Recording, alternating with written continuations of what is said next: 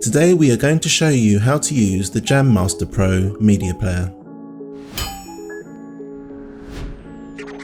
There are many different variants of media players, however they are all simple to navigate and work in a similar way to each other. Let's take a look on how to use the media player. To adjust the mode input, press the mode button to change between the different options. On this particular player, you can switch between Bluetooth, Lullabies, Stories, USB, pre-installed music, and finally AM/FM radio.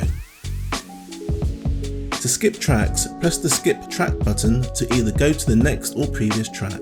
To adjust the volume, press and hold the skip track buttons. This will enable you to adjust the volume both up and down. To use the AM/FM radio, select using the mode button. Use the left and right skip track buttons to tune into a station. To connect a device via Bluetooth, switch to the Bluetooth mode. Scan for new Bluetooth devices with your phone or tablet and pair with the media player. To turn the sounds off, simply press the horn.